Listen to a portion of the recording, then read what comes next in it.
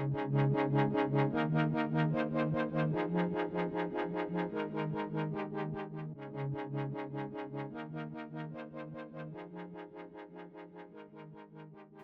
morning again.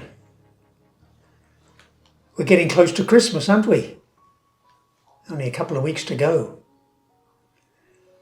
And last week we spoke about John the Baptist and Jesus and the comparison of their two ministries. Remember how John was very much stable and focusing on sin and forgiveness, whereas Jesus was mobile and focusing on the love of God for all. Well, today we have another text for tomorrow's Mass where Jesus is again extolling John. And when I saw this, I thought, well, maybe we better have another look at him.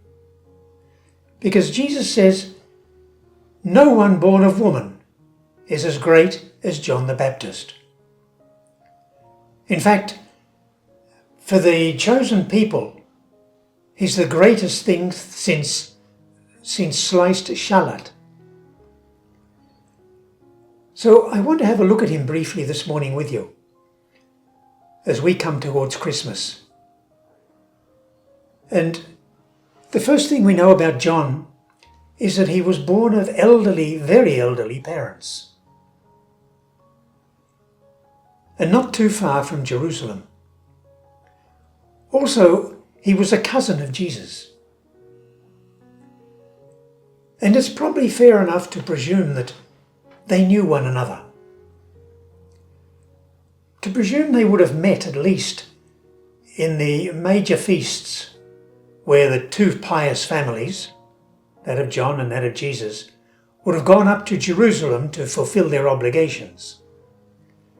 And it's reasonable to presume that they would have met. And also it's possible, according to some of the experts, that Jesus had been, in fact, a disciple of John's. Up until he finally made the break, when after his baptism by John in the Jordan, where he received the fullness of the Spirit of God, where he came to know himself as a beloved Son and God as a loving Father, and allowed himself to be led by that Spirit into the desert to discern what it all meant for him. What was this mission of the Messiah? And it was the Spirit that led him back to Galilee to do the rounds of the towns and villages, proclaiming the love of God for all. And John, of course, also followed the tradition of the prophet Elijah. John dressed in camel hair, which is not the same as camel skin.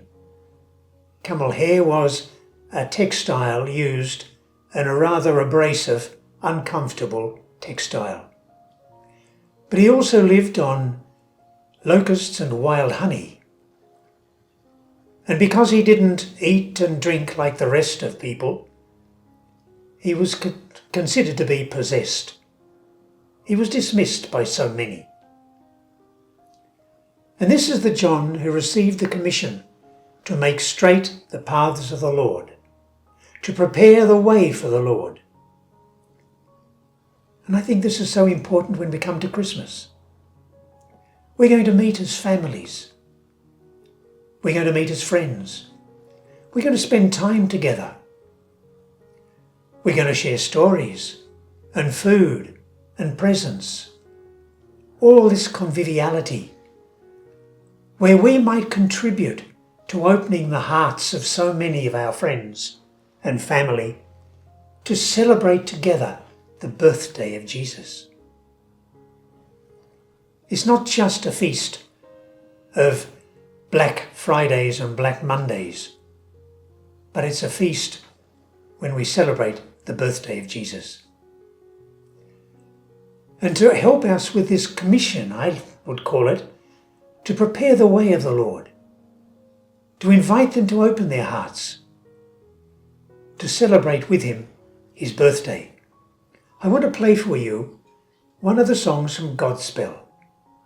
Now I know a lot of you can't go back that far, and very few of you will go back that far.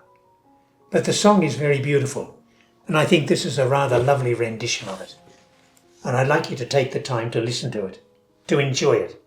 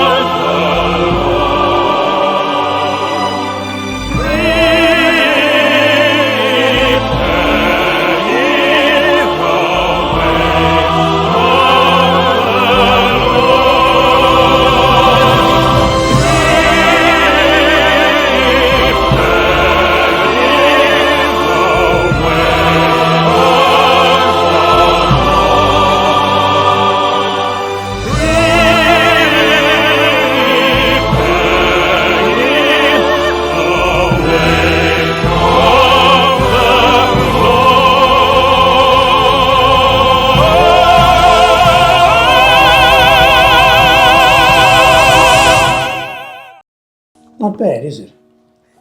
I liked it very much, and I hope you did. So have a great week, and we'll see you again before Christmas. Take care. God bless.